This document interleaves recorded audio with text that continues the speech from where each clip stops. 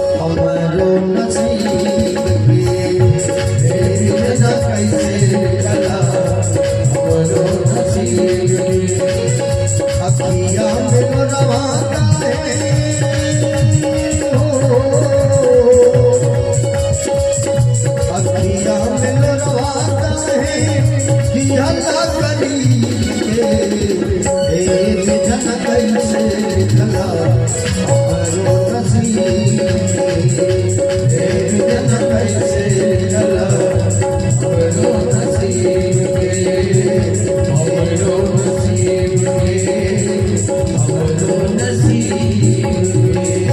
सब याद होने लगे कि हे प्रभु मेरे साथ कैसे लीला हो रही है।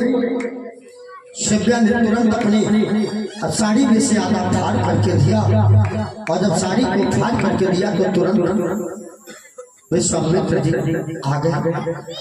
जब विश्वामित्र जी ने देखा कहा राजन तुम्हारी ये सच्चाई देख करके मुझे आज बहुत दया आ रही है। विश्वामित्र जी ने कहा राजन जाओ मैं तुम्हें आशीर्वाद देता हूँ कि तुम्हारा जो पाठ तुम्हें मिल जाए। हरिश्चंद्र पैरों पे गिर गए कहा प्रभु अब ये धन राजपाट लेके क्या करूंगा। सबसे बड़ा तो धन मेरा पुत्र था किंतु जब मेरा संतान ही नहीं रहा तो ये धन लेकर के क्या करूंगा। कहा कि ये धन नहीं ये धन लेके क्या करूंगा। तो विश्वामित्र जी ने कहा कि राजन जाके देखो तुम्हारे पुत्र को मेरे माया के सर्प ने डसा था। तुम्हारा पुत्र जीवित है तो जाकर के देखा तो तुरंत रोहित राम राम कहके उठ करके खड़े। पिता पुत्र माता तीनों ने विश्वामित्र जी को प्रणाम किया।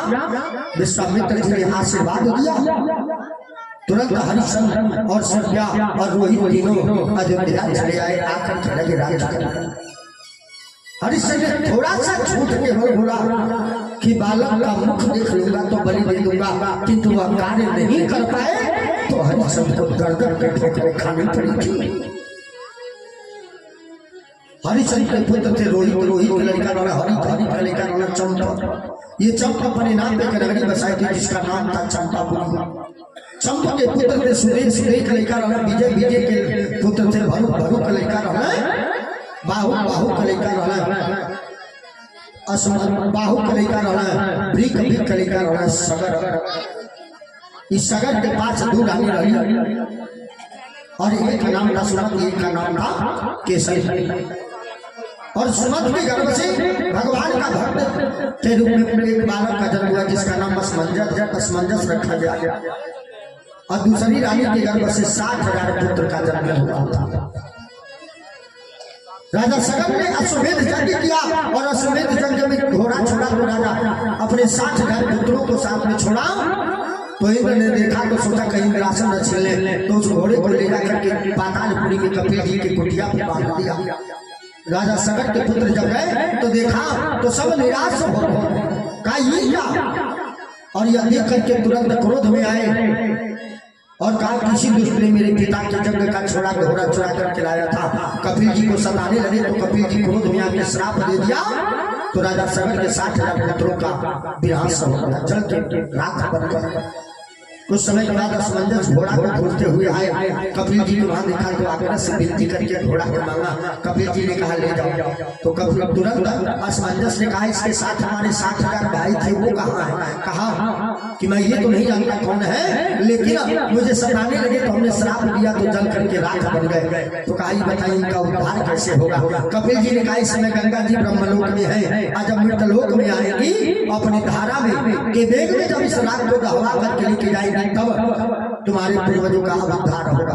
असमंजस जा करके अब घोड़ा को दिया अपने पिता के यज्ञ को समर्पण कराया और जाके गंगा जी का तपस्या किया किंतु गंगा जी ने दर्शन नहीं दिया इनकी मृत्यु हो गई। असमंजस के पुत्र थे अंशुमान। अंशुमान ने भी गंगा जी का बहुत कठोर तपस्या किया लेकिन गंगा जी ने दर्शन नहीं दिया इनकी भी मृत्यु हो गई। अंशुमान के पुत्र थे दिलीप। दिलीप ने भी गंगा जी का बहुत कठोर तपस्या किया लेकिन गंगा जी ने दर्शन नहीं दिया। और दिलीप के पुत्र थे भगीरथ जी। भगीरथ जी जब 8 वर्ष के हुए तो अपने पूर्वजों के बारे में जब सुना तो बचपन से लगे गंगा लहरी का पाठ करने। और जब नौजवान हुए तो गंगा जी का तपस्या किया तो 4 पुष्ट के बाद गंगा जी ब्रह्मलोक छोड़ करके दर्शन देने के लिए आई।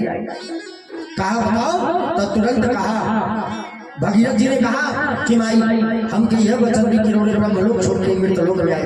गंगा जी ने कहा मैं वचन देती हूँ किंतु मेरे धारा को रोकने का विचार करो। कहा क्या कहा कि मेरी धारा इतनी तेज है, अगर डायरेक्ट गिरोगी तो धारा अटल में चली जाओगी, तुम पाओगे नहीं।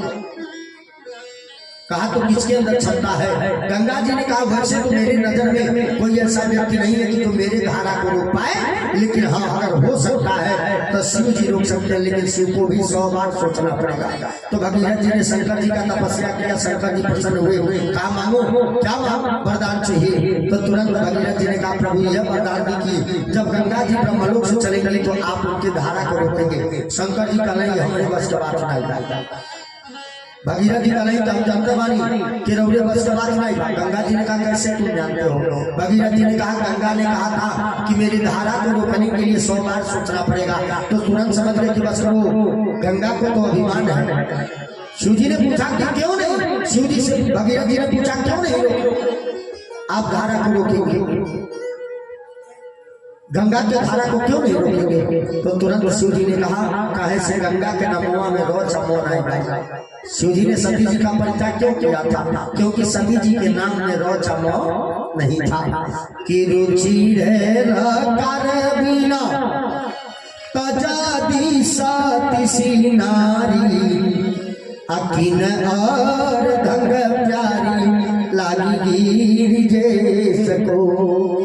गिरजा तपसेता अपन भय तब अप्यारी लागी गिरी जा तब महेश को। वही जब पार्वती के रूप में आई तो रौ मिला, उमा तपस्या किया तो नाम पड़ा उमा में मोह मिला, अपर्णा में रौ मिला। तो पार्वती जी शिव जी को अपने प्राणों से प्रिय है। भगीरथ जी ने कहा ये बात बा कहा? तो भगीरथ जी ने कहा प्रभु हम वचन देते जब ब्रह्मलोक से चलेंगे तो पहले मेरा नाम होगा, तब गंगा का नाम रहेगा कि भागीरथी गंगा बन के आएगी। तो शिव जी ने जटा फहराया, कहा बुलाओ गंगा को, देखता उसके अंदर कितनी क्षमता है। भगीरथ जी ने जाके गंगा जी से कहा, जब बहने लगी शंकर जी जटा फहराए थे, गंगा जी ने कहा भगीरथ आगे आगे तुम चलो, रास्ता दिखलाओ तब मैं पीछे से चलूंगी। और जब कहा तो आगे आगे भगीरथ जी चलने लगे, पीछे पीछे गंगा जी बहते हुए आई। और जब कैलाश पर्वत पे आके भगीरथ जी किनारे हो गए, शिव जी ने जटा फहराया तो गंगा जी की धारा का एक एक बूंद अपनी जटा में प्रवेश करा लिया और तुरंत उसको जब एक एक बूंद आ गई तो बिटोर के जटा को बांध लिया। भगीरथ जी लगे सोचने अब गंगा जी निकलती है, अब निकलती है। तो लगातार 10,000 वर्ष का समय बीत गया, लेकिन गंगा जी शिव जी के जटा से निकल नहीं पाई।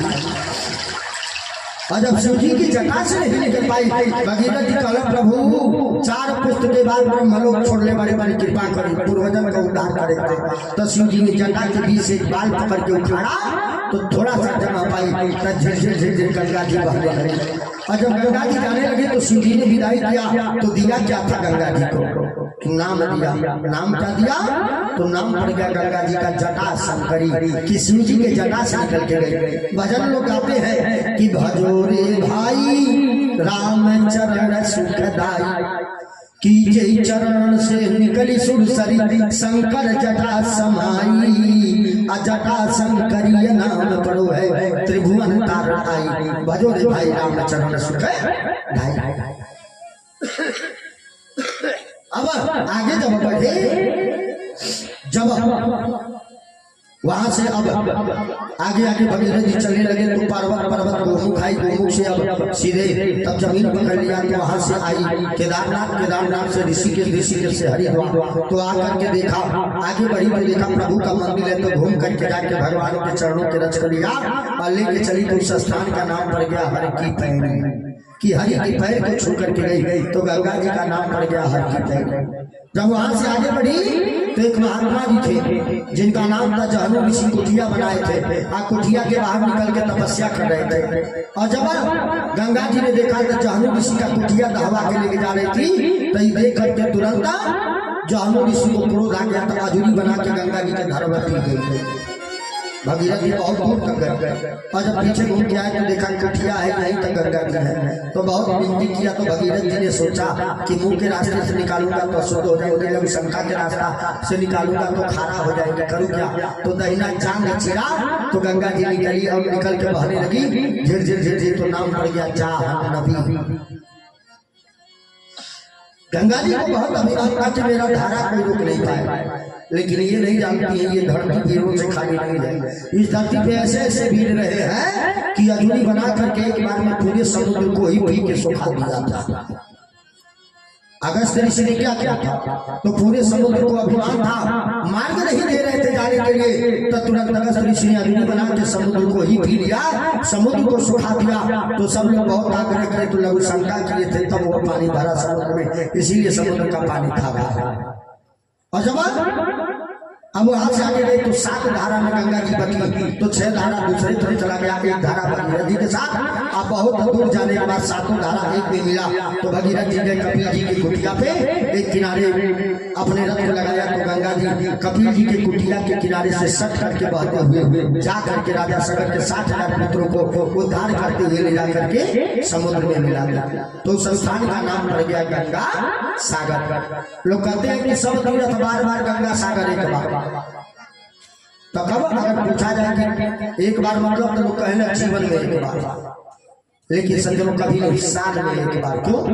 कि सब तीर्थ में रोज जाइए तो उसका पुण्य प्रताप मिलेगा, लेकिन गंगा सागर का महत्व एक दिन का। किस दिन का? जिस दिन मकर संक्रांति मनाई जाती है खिचड़ी, उसी दिन का, एक ही दिन का महत्व है। आज आप जाएंगे तो वहाँ जो मंदिर है सब समुद्र में डूबा मिलेगा, लेकिन जब खिचड़ी के दिन जाएंगे तो मंदिर सारा, उससे समुद्र बहुत आगे चले जाते हैं, वैसे मिलता है। तो इसीलिए कहा गया कि सब तीर्थ बार बार गंगा सागर एक बार, कि साल में एक बार गंगा सागर जाने का महत्व होता है। भगीरथ जी ने अपने 60,000